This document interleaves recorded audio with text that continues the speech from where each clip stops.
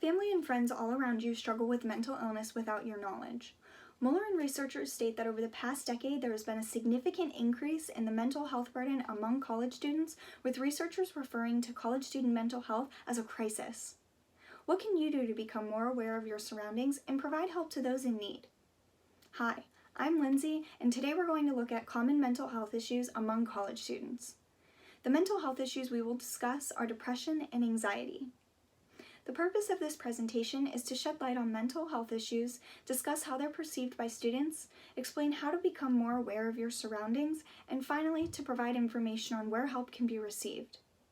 As a college student studying psychology, I am aware of mental health issues in terms of my friends also in college. However, I'm not openly aware of the mental health issues and others surrounding myself that they may be struggling with.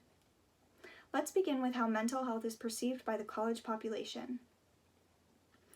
Petarelli and colleagues recognize that there is a lack of identification or acknowledgement of mental health symptoms and/or lack of adequate treatment are common problems among college students and may contribute to the persistence of mental health problems in this population. The stigma surrounding mental health among college-age students seems to play a part in how students respond to mental health issues. Due to a negative outlook, students do not feel as if they're in a safe environment to express their feelings or concerns and will then internalize them. Mental health is so important and should be a priority for everyone. Students should play their part in the destigmatization of mental health so the students in need of help do not feel unwanted or viewed in a negative manner.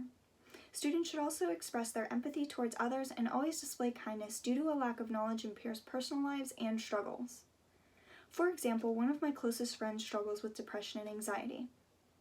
We're both currently employed at the same restaurant, and one day she came into work seeming to be overly stressed due to various reasons, which could include family-related issues, personal issues, her school workload, or possibly just the stressors of everyday life. While at work, she unfortunately had an anxiety attack and needed a break to collect herself. While on break, I overheard coworkers stating how she was overreacting or just acting crazy due to a lack of knowledge of her mental health.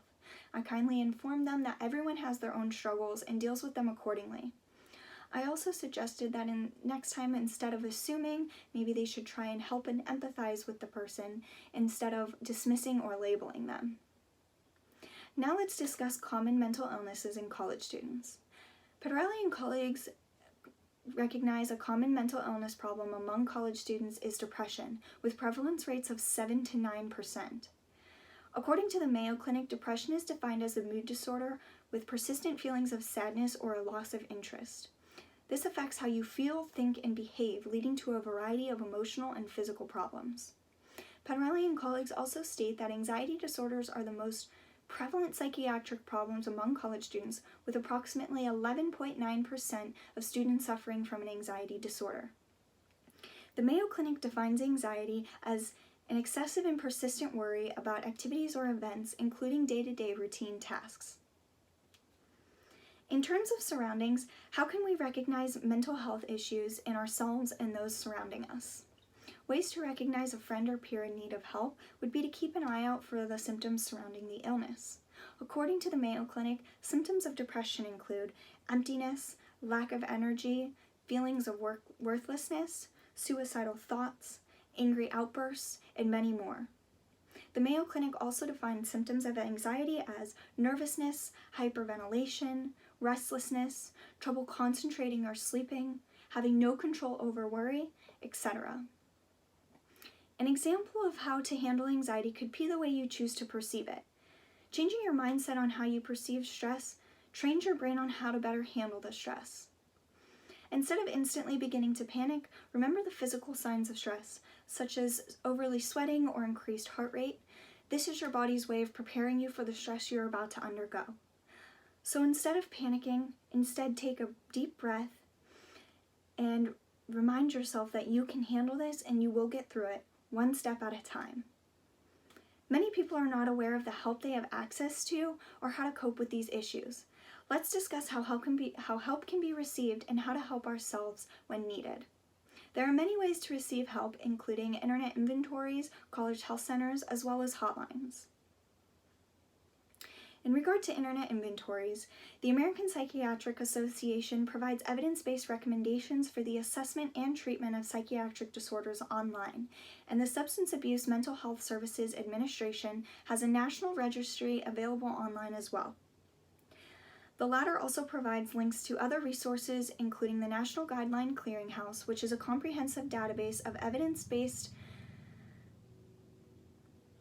clinical practice guidelines and related documents maintained by the Department of Health and Human Services.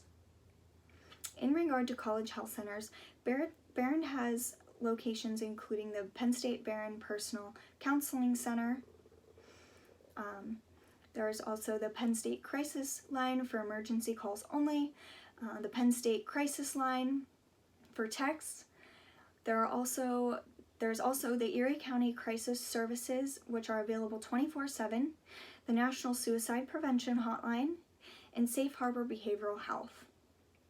Looking back, with the common mental health issues of depression and anxiety, how they're perceived by college students, understanding what they are, recognizing the symptoms, and how to receive help, you by now should be able to understand how important it is to pay attention to the mental health in yourself and others. So the next time you encounter a situation where someone is struggling, try to understand and sympathize rather than assume. Thank you.